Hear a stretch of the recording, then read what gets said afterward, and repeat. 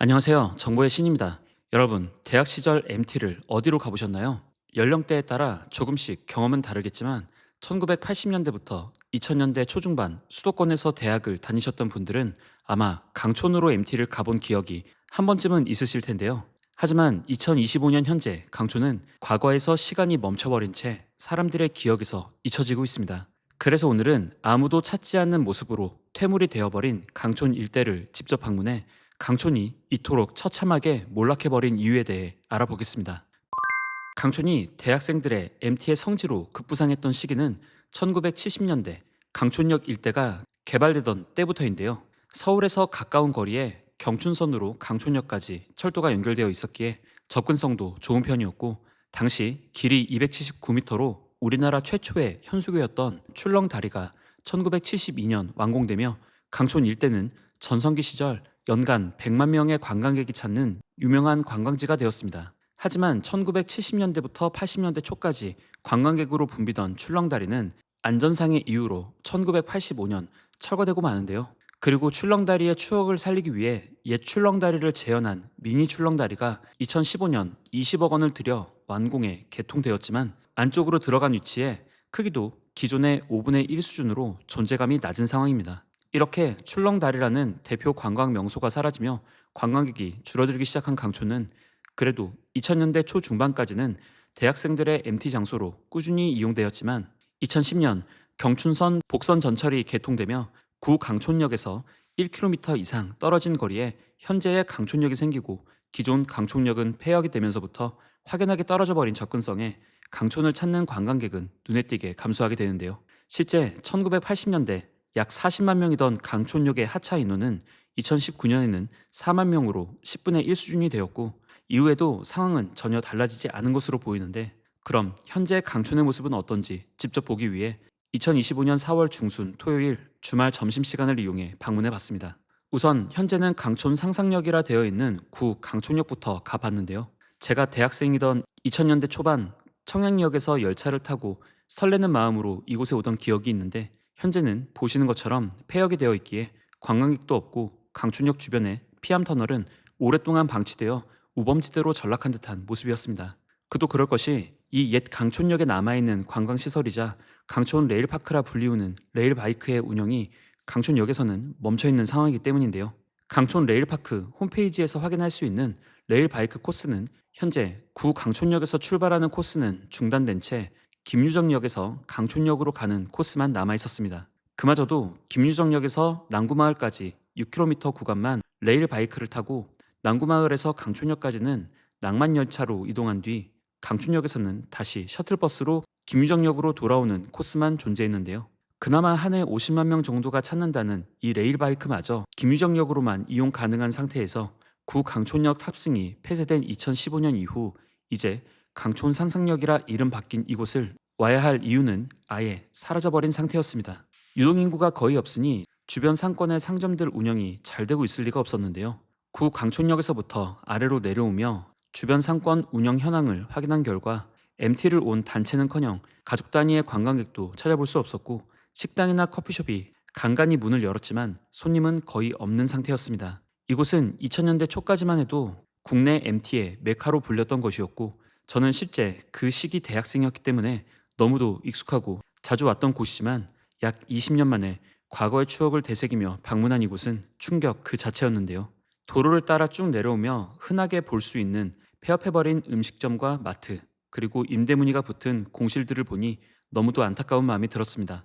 도로 안쪽으로 내려오면 보이는 현재의 출렁다리 가는 길에도 유동인구는 전혀 없었고, 길 건너 강촌 테마랜드 쪽도 한적해 보이긴 마찬가지였는데요. 펜션이나 모텔 등 숙박업체의 운영 현황도 암울했는데, 도로변에 있는 펜션들은 운영을 멈춘 곳이 많이 보였고, 도로 안쪽과 언덕에 있는 민박집도 종종 보였지만 영업을 하고 있는 건지 올라가 보니 아예 폐가가 되어버린 경우도 있었습니다. 실제 강촌 상가 절반 이상이 공실인 상황에서 냉정히 말해 이제 대학생들이 MT를 올 만한 상권도 아닌 상황이 되어버린 건데요.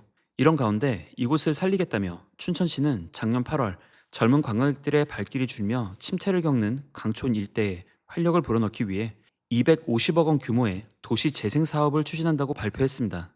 여러 가지 액티비티 활동을 연계시키는 아웃도어 로그인 센터와 강촌마을 호텔 웰컴 센터 등 계획은 그럴듯하고 오는 2028년까지 250억 원을 투입한다고 하는데, 얼마 전 120억 예산만 쓰고 아무런 성과를 보이지 못한 사례로 말씀드린 춘천 닭갈비 골목을 비롯한 명동 일대의 르네상스 사업이 이곳에서도 재현될 것 같아 우려스러웠습니다.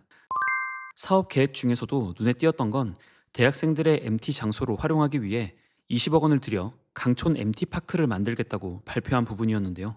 그래서 언론 보도를 통해 보았던 강촌 MT파크가 들어설 예정인 부지도 확인해 봤습니다. 하지만 아마 현지인이 아니라면 이곳을 쉽게 찾지는 못하실 것 같은데요. 현재는 논밭이고 도로에서 안쪽으로 들어간 위치여서 저도 한참을 돌아다니다 겨우 발견했는데, 이곳에 뭘 만들겠다는 건지 쉽게 상상이 안 되는 장소였기 때문입니다. 하지만 현재 그마저도 무산될 위기였습니다. 부지 매입 계획을 가지고 이견을 보이며 최근 춘천시 의회에서 제동을 걸고 부지 매입 예산을 삭제한 상황에서 해당 사업의 지역 활성화에 명운이 걸려 있다고 생각하는 이곳 주민들은 반발하고 있었는데요.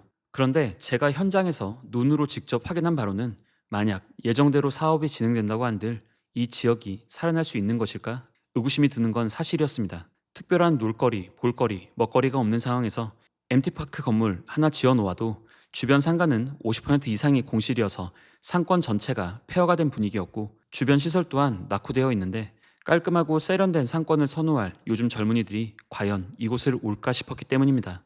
뿐만 아니라 춘천시는 춘천 지역 외 대학교와 대학원 재학생 단체 10명 이상이 강촌 일대의 숙박시설을 이용하고 SNS에 후기를 작성하면 1인당 2만 원씩을 지원하는 대학 MT 지원 사업도 진행하고 있었는데요. 하지만 제가 방문한 주말에 단체는커녕 20대로 보이는 젊은 분을 단 한 명도 보지 못했습니다. 자료를 찾아보니 작년 한 해를 통틀어 해당 사업을 통해 단 7팀만이 강촌을 방문했다고 하네요. 그리고 제가 약 2시간 정도 강촌 일대를 탐방하는 동안 이곳을 지나다니는 차량도 그리 많이 보질 못했는데, 그 이유를 찾아보니 2017년 강촌 유원지를 우회하며 강촌과 창촌을 잇는 지방도 403호선이 개통하며 이제 강촌 상가 일대는 스쳐 지나가는 곳도 안 되어 재기가 불가능한 상황이 된 것이었습니다. 예전에 강촌에 MT를 오면 일명 사발이라 불리우는 이 사륜 바이크를 꼭 한 번씩 타고 놀았던 기억이 있는데요. 여전히 강촌 일대에는 이런 바이크 대여 업체가 군데군데 존재했지만 이용하는 사람은 아무도 없었으며, 덩그러니 놓여있는 사발이들에는 먼지만 쌓여 있었고 바이크 정비소들도 문을 닫은 채 쓰레기만 잔뜩 쌓여있는 경우들도 있었습니다. 게다가 2010년 신설된 강촌역은 지대가 높은 언덕 위에 만들어져 있었고 아래쪽 마을과의 거리도 꽤 떨어져 있어 관광지의 이동수단으로 상권 활성화에 도움을 줄 수 있는 위치도 아니었는데요.